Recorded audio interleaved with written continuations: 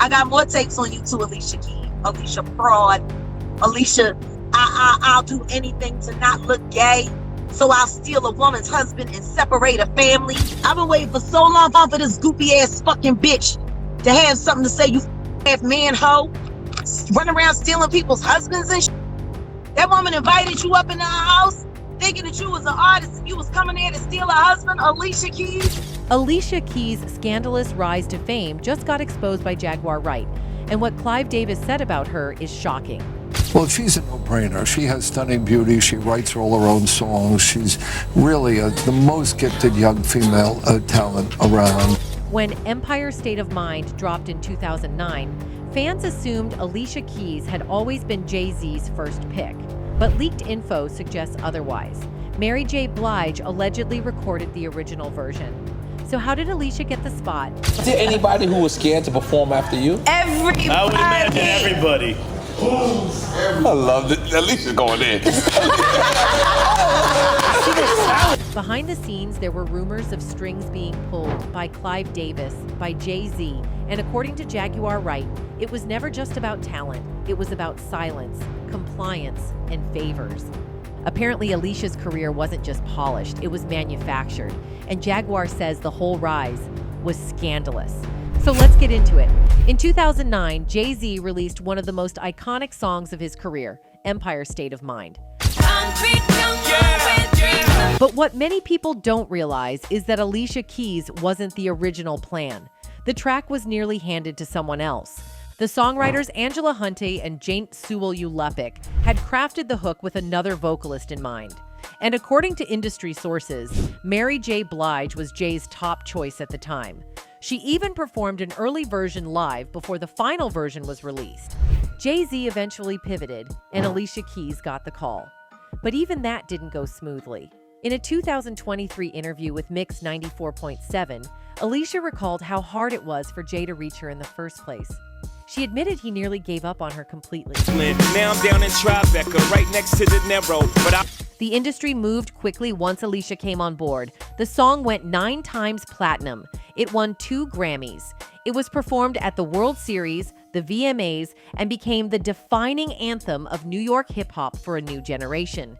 But behind the success, rumors began to build. Whispers circulated that Alicia's inclusion wasn't purely a musical decision. Some insiders believe Jay-Z pushed for her not just because of her voice, but because of the growing personal bond between them. She wasn't a Roc Nation artist. She wasn't signed to Jay, but somehow she was now tied to him forever through one of the biggest songs in his catalog. At the same time, Alicia was under the guidance of Clive Davis, the executive who signed her, shaped her debut album, and was known for managing every detail of his artist's images. And that's where Jaguar Wright's allegations came in. Jaguar Wright did not hold back in her recent rant about Alicia Keys. She accused Keys of being involved in an affair with SWIZZ BEATZ while he was still married. Wright alleged that Keys had a habit of getting involved with other women's partners and wreaking havoc in their lives. According to Wright, Keys stole SWIZZ BEATZ from his then-wife and caused a significant amount of pain and disruption. He flew up to surprise you, Alicia. Guess what he found? You fucking somebody else and you were supposed to be his girlfriend, you bitch. Wright also brought up a man named Antonio Gordon, claiming that both she and Keys had dated him. Wright said that Keys treated Gordon poorly and left him scarred from his relationship with her. Wright alleged that Gordon discovered Keys in bed with another man, which led to the end of their relationship. He flew up to surprise you, Alicia. Guess what he found? You fucking somebody else and you were supposed to be his girlfriend, you. In her rant, Wright suggested that Keys' actions were influenced by Clive Davis, a powerful figure in the music industry. Wright claimed that Davis pressured Keys to go after her, threatening her career if she did not comply. This accusation paints a picture of an industry where artists are often coerced into actions that align with the agendas of those in power. Wright did not stop at accusations of infidelity and manipulation. She also attacked Keys' public image, accusing her of pretending to be someone she is not to maintain her career and popularity. Wright suggested that Keys goes to great lengths to hide her true self, including her sexuality, by involving herself in high-profile relationships with men. I got more takes on you too, Alicia Keys. Alicia fraud. Alicia, I'll do anything to not look gay. So I'll steal a woman's husband and separate a family. Jaguar Wright's rant also included personal vendettas and public challenges. She recounted an incident at BB King's where she confronted Keys about her acne, mocking her appearance. Wright also challenged Keys to a physical fight, claiming she would come out victorious and calling her out for hiding behind her public persona. And I looked at your face, and you had all that fucking Maybelline caked up in them goddamn craters, looking like a whole fucking new island in fucking Hawaii, just volcanoes everywhere. Meanwhile, Alicia stayed quiet. She didn't address Jaguar. She didn't push back against the rumors. She moved forward, performing, winning, and staying carefully on brand. But the timing was hard to ignore. The Empire State of Mind collaboration happened just as Alicia's mainstream popularity exploded. Clive Davis. Fans couldn't help but notice how quickly she went from R&B newcomer to industry centerpiece, flanked by two of the most powerful men in music. Alicia's version of the story says Jay-Z couldn't get through to her. Jaguar's version says he never had to, because Clive made sure the decision was already made. Either way, the result was the same: a phone call, a collaboration, and a rumor that's never gone away. Before Alicia Keys was a household name, she was a teenager with a demo tape and a dream. And the person who took control of that dream, who shaped everything from her first single to her public image, was Clive Davis.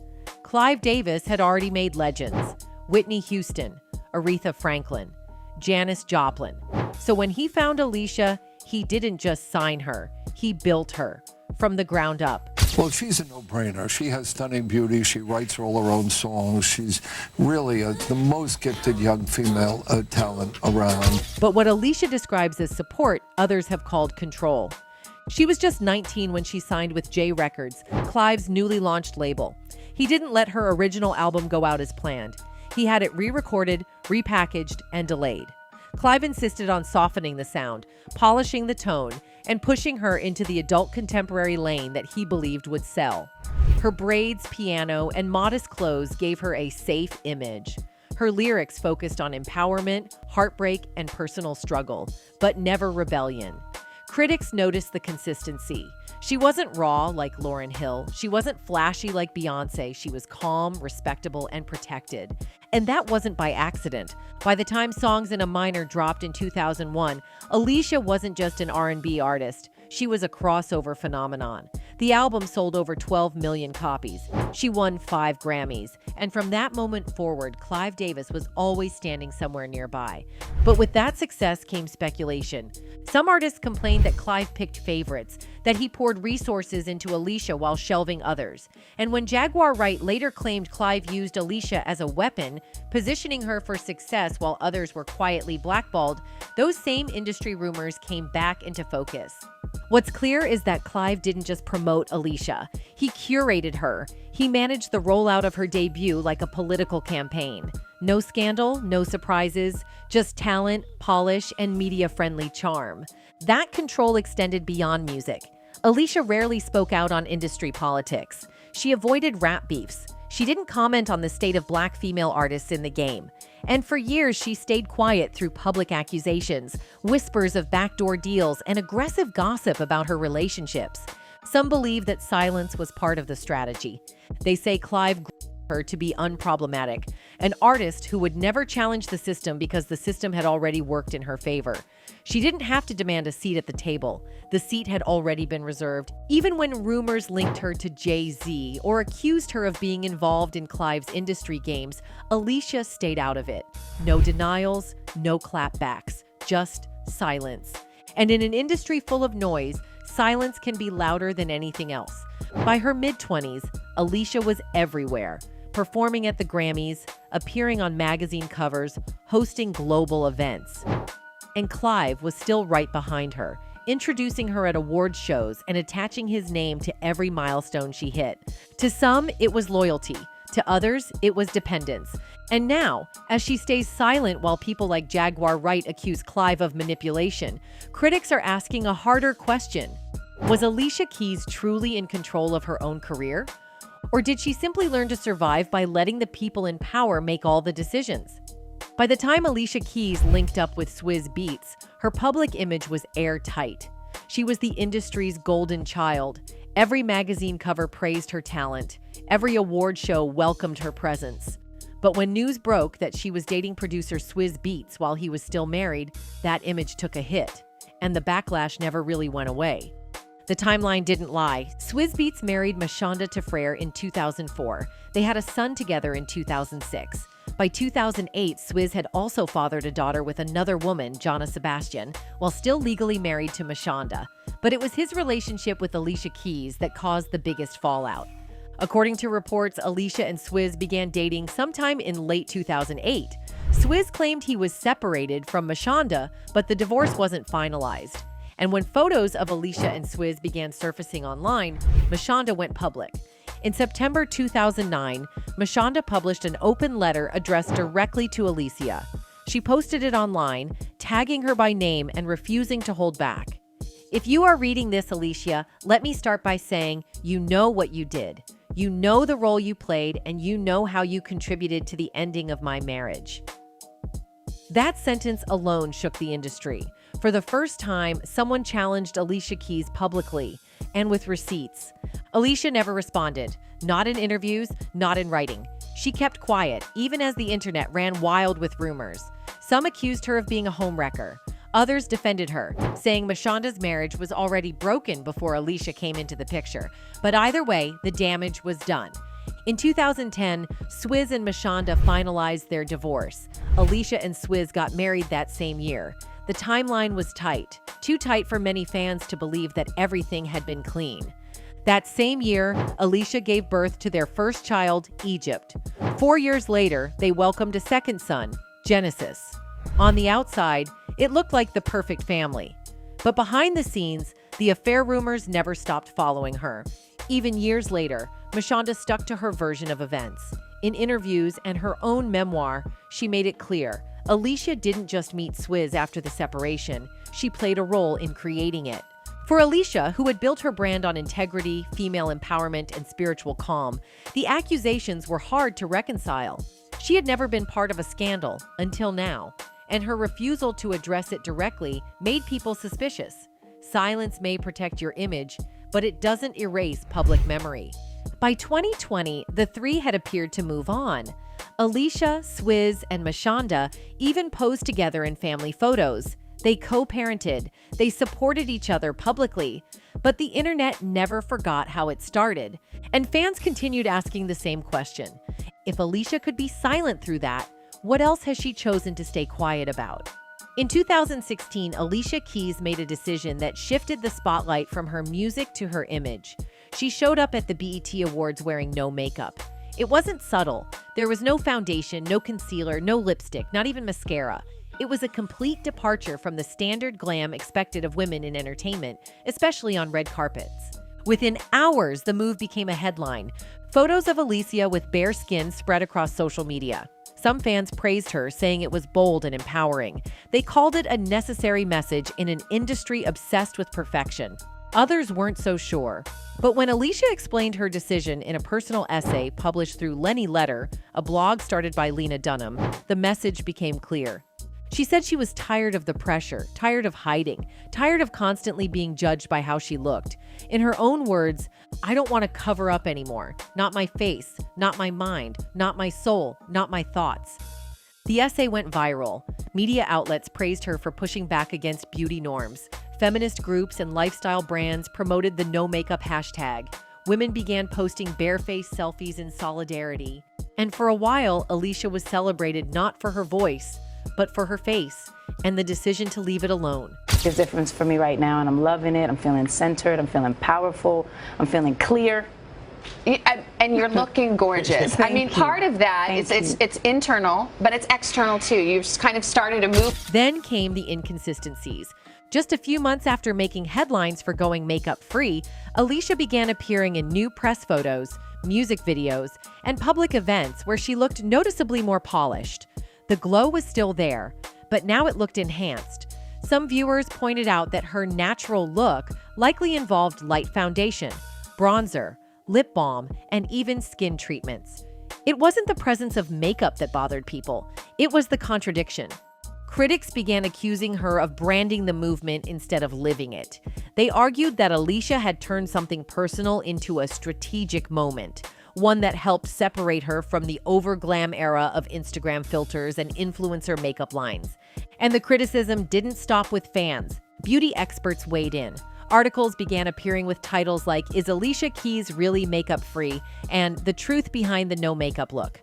On The Voice, where she served as a judge, viewers took screenshots from episodes and zoomed in, highlighting hints of blush, contouring, or tinted moisturizer. It was no longer a message. It had become a marketing tool. To make matters worse, Alicia didn't help her case with clarity. In later interviews, she pivoted. She said she was never anti-makeup, only pro-choice, that she wasn't trying to shame anyone who wore it, that her goal was to empower women to decide for themselves. The problem was, that wasn't the tone of her original message. Her Lenny Letter essay read like a manifesto.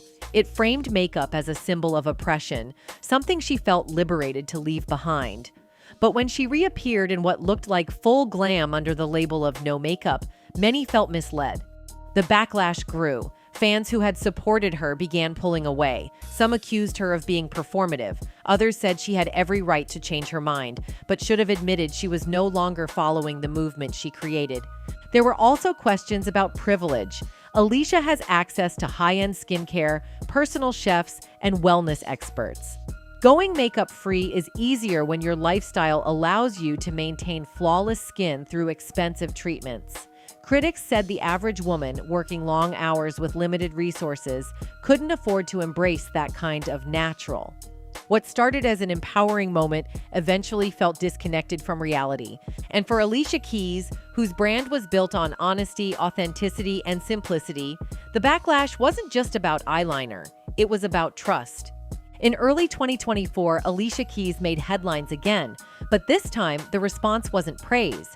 She flew to Saudi Arabia to perform and speak at a highly publicized women's summit, an event meant to showcase progress, empowerment, and female leadership. On the surface, it looked like another proud moment in her ongoing campaign for self-expression and equality. But to many observers, it felt like something else entirely.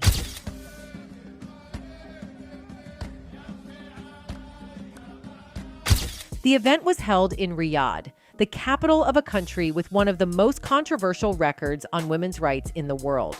Just a few years earlier, Saudi Arabia had made international news for imprisoning female activists, enforcing strict male guardianship laws, and silencing dissent through brutal crackdowns. Critics quickly pointed out the hypocrisy of holding a women's empowerment summit in a country where women only recently earned the right to drive, and where expressing opposition to government policy can land someone in prison, or worse. And there was Alicia Keys, on stage, smiling, singing, speaking about the power of women and the need for global unity. The backlash was immediate. Activists and human rights organizations called her out. Some accused her of participating in cultural whitewashing, a PR campaign designed to make Saudi Arabia look progressive, while its government continued to repress basic freedoms. Others said Alicia's presence gave the regime exactly what it wanted: celebrity credibility without accountability. People didn't forget her no makeup stance. They remembered her public declarations about feminism, authenticity, and self-liberation. And now they were comparing those words to her actions, asking how someone who claimed to stand for truth and justice could turn around and perform for a regime with such a dark human rights record. Even more troubling was the fact that Alicia didn't address the criticism. She posted images from the event to social media, praising the women she met and the progress being made, but she didn't mention the controversy at all. There was no acknowledgement of the political climate, no mention of the imprisoned female activists who weren't allowed to attend the summit, no statement of solidarity. And that silence spoke volumes, because while she was delivering those words in front of cameras, women in that same country were still being denied the right to speak freely, to dress how they wanted, or to make decisions without male approval. For many fans, this wasn't just a bad PR move. It was a betrayal. Alicia had built a brand on being real, on standing up for what's right, on refusing to conform to the industry's usual games. And here she was, willingly playing one of the biggest political games of all. Even celebrities started distancing themselves, Several international artists who had previously refused to perform in Saudi Arabia issued quiet reminders of why they stayed away, citing the government's involvement in journalist Jamal Khashoggi's murder, the treatment of women and LGBTQ+ people, and the country's broader record of censorship. Alicia Keys, meanwhile, kept it moving. She didn't offer an apology. She didn't clarify her stance. She continued with her projects as if nothing had happened, but the damage was already done. And for critics, this wasn't about canceling her. It was about holding her accountable. Because when you brand yourself as a champion of justice and then accept checks from regimes built on oppression, people are going to question your authenticity. For years, Alicia Keys has been seen as one of the cleanest public figures in music. No arrests, no rehab, no tabloid meltdowns. She presented herself as spiritual, grounded, and almost untouchable. But behind the polished image, there have long been whispers, rumors of drug use, secret tension behind the scenes, and a carefully curated brand that may not reflect the full truth. It started as quiet industry chatter. Producers, engineers, and former collaborators spoke off the record about moments where Alicia didn't seem as in control as she appeared on stage. There were late studio arrivals, mood swings. A few hinted at substances being involved, not in a party girl way, but in a behind closed doors, keep it quiet kind of way. Nobody ever confirmed anything, and no one came forward publicly, but the rumors stuck around because they didn't come from fans. They came from insiders.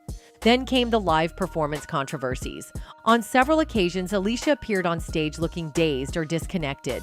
One of the most talked about moments happened during a 2019 awards show where her transitions between songs were off-tempo, her speech sounded slurred, and her normally flawless stage presence felt scattered. Twitter lit up that night with fans asking what was going on. Was she exhausted? Was it nerves? Or was something else going on? Once again, she never addressed it. And while that might have worked years earlier, the newer generation of fans wasn't letting things slide as easily. They wanted transparency. They didn't want the carefully worded press releases or vague explanations. They wanted truth. But truth didn't come. Instead, Alicia doubled down on the wellness branding. Yoga videos, meditation albums, incense-scented interviews, and music laced with phrases about energy, healing, and inner peace. It was spiritual, sure, but to some, it also looked like a cover, like a strategic move to distract from the cracks that were beginning to show. Critics began re-examining her entire brand. They asked how much of it was real and how much was manufactured, because when you really break it down, Alicia Keys went from a gritty young artist with New York roots to a luxury skincare spiritual guru in less than a decade. And that kind of transformation rarely happens without a team behind it. They pointed to Clive Davis, to SWIZZ BEATZ, to corporate branding partnerships and media handlers. The image Alicia presents, barefaced, barefoot, beyond it all, might just be one piece of a carefully constructed persona. And once you accept that, a lot of things start to make more sense.